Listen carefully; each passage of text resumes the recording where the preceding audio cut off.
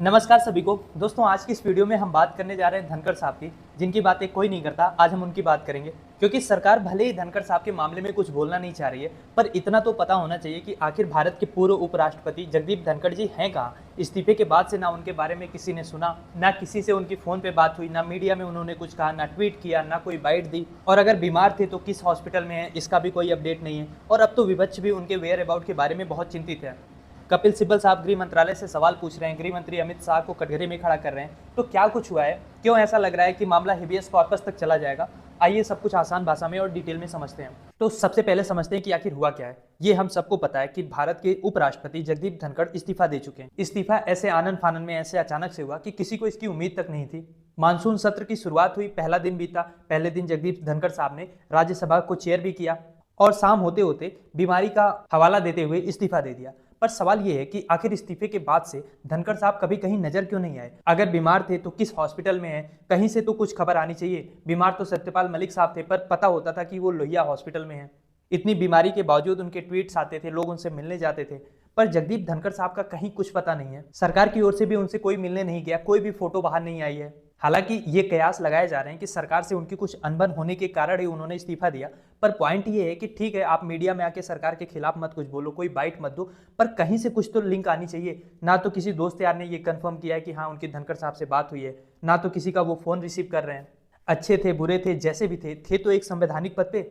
और देश के लोकतंत्र में ऐसा पहली बार हो रहा है कि इतने बड़े संवैधानिक पद पर बैठा हुआ इंसान गायब है और किसी को ना तो कोई चिंता है, ना तो उनका कोई पता है, ना तो सरकार उनके बारे में बोलना उचित समझ रही है। और अब इस मामले को विपक्ष उठा रहा है, खासकर जब कोई सरकार का बड़ा चेहरा किसी भी सूचना को पब्लिक में नहीं ला रहा है, तो अब विपक्ष इस मुद्दे को पब्लिक में लेकर आ रहा है। क्योंकि आपको भी पता है धनखड़ साहब ऐसे व्यक्तित्व वाले इंसान नहीं थे जो चुप रहते थे। हर मामले में बोलने वाला इंसान, हर मामले में अपने संवैधानिक पद से इतर जाके सरकार को डिफेंड करने वाला इंसान, विपक्ष को, सुप्रीम कोर्ट तक को घेरने वाला इंसान।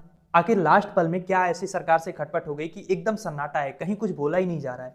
और इसी के चलते सुप्रीम कोर्ट के वरिष्ठ वकील, पूर्व केंद्रीय मंत्री और मौजूदा राज्यसभा सांसद कपिल सिब्बल ने गृह मंत्री अमित शाह से सीधा सवाल किया है। उन्होंने पूछा कि क्या हमें बताया जा सकता है कि जगदीप धनखड़ साहब कहाँ पे हैं और क्या वो सुरक्षित हैं, और फिर उनसे संपर्क क्यों नहीं हो पा रहा है। जैसा कि आपको पता है 22 जुलाई को धनखड़ साहब ने इस्तीफा दिया था। अब 16-17 दिन बीत चुके हैं और इस्तीफे के बाद उनको किसी ने नहीं देखा, ना तो किसी सार्वजनिक कार्यक्रम में, ना तो उनके निजी घर में, कहीं से उनकी कोई खबर नहीं आ रही है। फैमिली मेंबर भी कुछ नहीं बोल रहे हैं, ना उनका कोई ट्वीट आ रहा है, फोन उनका कोई उठा नहीं रहा है।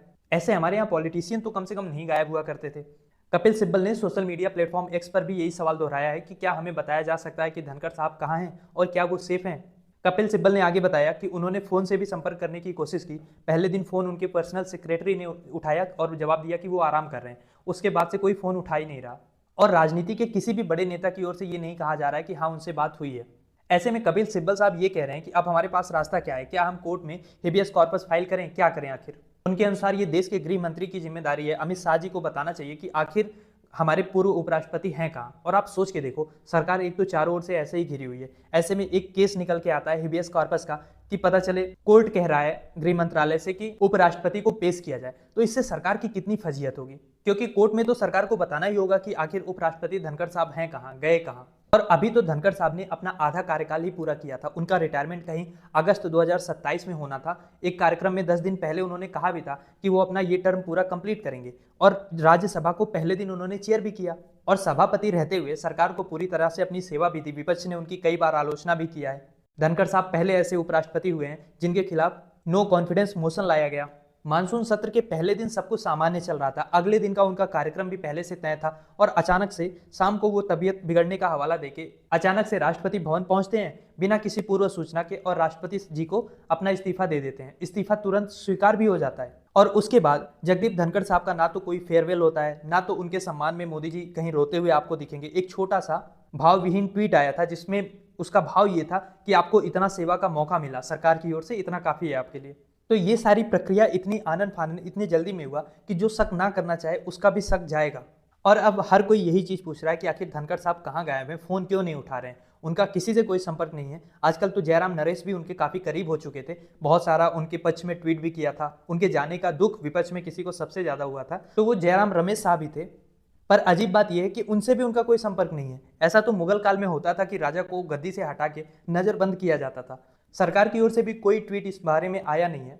और बीजेपी एकदम इस पे चुप है। छोटे से लेके बड़े नेता तक कोई कुछ बोलने को तैयार नहीं है कि इस्तीफा क्यों हुआ। इससे पहले भी उपराष्ट्रपति रहते हुए जब धनखड़ साहब बीमार हुए थे तो बाकायदा प्रधानमंत्री नरेंद्र मोदी उनसे मिलने गए थे, फोटो बाहर आई थी। अब इतना बीमार है कि अपना पद तक छोड़ दिया, प्रधानमंत्री जी मिलने नहीं गए, ना तो कोई फोटो आ रही है। और अगर ऐसे में कपिल सिब्बल जैसे लोग हिबियस कार्पस का मामला लगा के ये पूछते हैं कोर्ट में कि आखिर धनखड़ साहब कहाँ हैं, तो फिर सरकार की बहुत ज्यादा फजीहत होने वाली है। क्योंकि खुद को किसानों और जाटों का हितैषी बताने वाली ये सरकार, अभी आपको पता है मोदी जी ने टैरिफ के मामले में कहा है कि मैं अपने किसान भाइयों के साथ गलत नहीं होने दूंगा, भले इसकी मुझे पर्सनल कीमत चुकानी हो। अब फकीर आदमी कौन सी पर्सनल कीमत चुकाएगा, कौन सी इनकी पर्सनल जमीन है जो ट्रंप जी ले लेंगे, ये किसी को नहीं पता, पूरी बातें कोई नहीं बताता।